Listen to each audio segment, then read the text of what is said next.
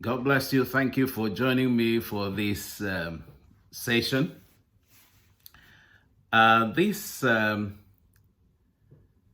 session is based on our book that is I think it's more than 20 years. Yeah, I think it's about 20 years plus now since we wrote this book last. Um, so I just want to share some things there. And if this blesses you and you want more, please let us know. Because we're happy to share the things that the Lord has used to help us. This is our 33rd wedding anniversary. Every 23rd of March marks our wedding anniversary. And we've been married for 33 years now. And we give honor to God. We thank God.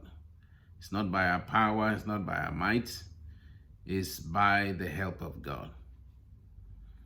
Now, one of the things that has caused more trouble in many long-standing marriages, let me use that word, marriages that have lasted and they begin to have trouble, is that in an attempt to be very frank, very honest, many couples end up causing more trouble. What a paradox. Truth should set you free.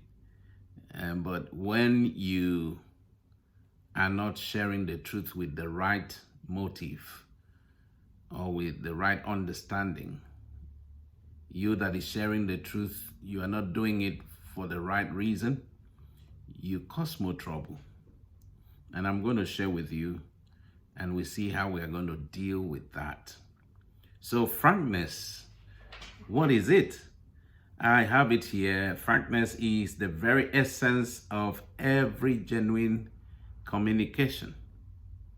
So if you are communicating with someone and there's no frankness, it means there's no sincerity.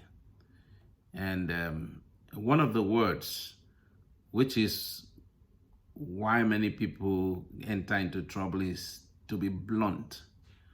Now, you can tell the truth, you can share the truth without hurting. Some say you have to be brutally honest.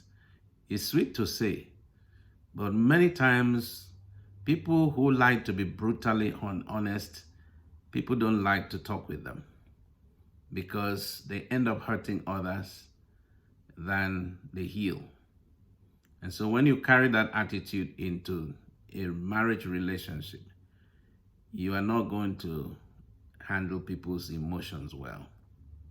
And think about people like Peter, that was walking with the Lord as one of the disciples. Peter was not a very organized person when it comes to reactions and responses to things. Might be the first to speak out, might be the first to make a comment. In fact, it is with that same spirit on the positive side. He said, if it be you, bid me come. So we're not talking so much about Peter today, but we're talking about the frankness.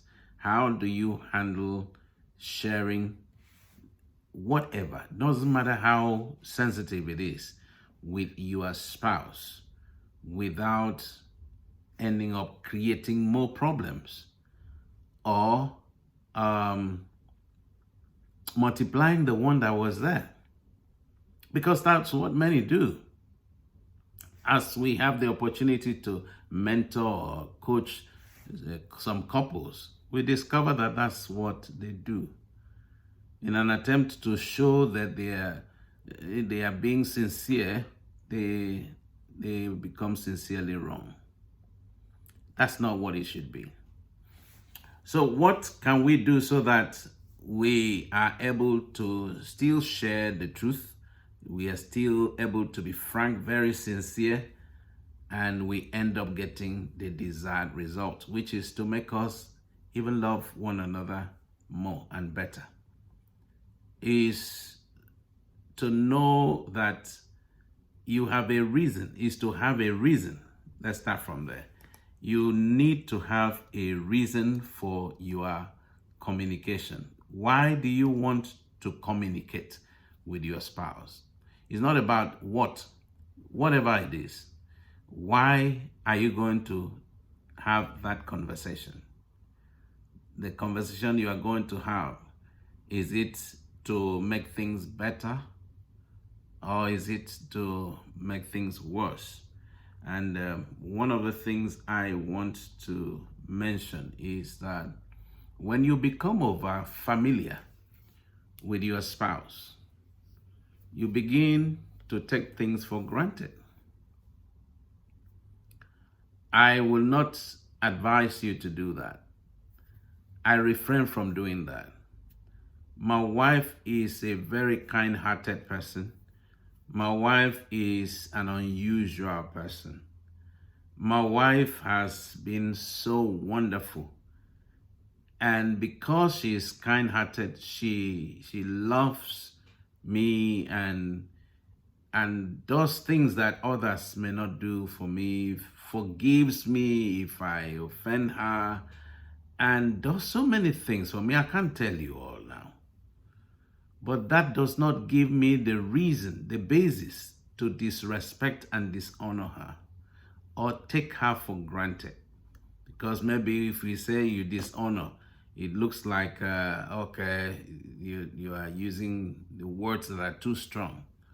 But is to not become over familiar with her. What are the things that she doesn't like? If I don't know, that's different from I know it, and because we have lived together long, I now say, okay, and maybe I can joke with those things. What are the things that hurt her feelings? What are the things that will not allow our relationship to be, our marriage to be a sweet place, a place to return to, and not feel like outside there is better? I should avoid them. I should avoid those things that will make our relationship to be strained. I should very consciously make sure I'm not over familiar with her. And that's what I advise myself, and that's what I want to advise you. I'm believing that there are a few things we have done, and the Lord has used that to help us to live together, raise all our children into adulthood. And all of them, wherever they are doing their best to serve God the much they can, to the extent they have an understanding, but they have not grown up to hate the God they see us worship. So one of the things I want to advise is don't be over familiar with each other. It does not allow for that joy of being with each other. If being with you is going to cause me emotional pain, psychological stress, make me not feel happy, to most of us, we try to avoid that. We try to avoid that. And that is how human beings are. Even animals. If your pet observes that you don't respect it, it will do all it can to be avoiding you. How much more human beings? When animals that can accommodate some of our rubbish, some of the things we do, they can tolerate you.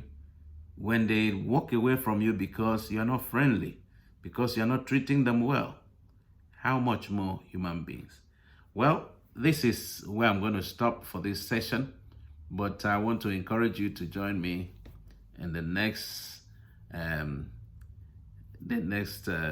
teaching that I'm going to do. It's going to be in bite sizes. So I want to thank you for joining me. In the next recording, we'll begin to read some Bible passages. And I trust the Lord will use this to bless us. God bless you. See you in the next session.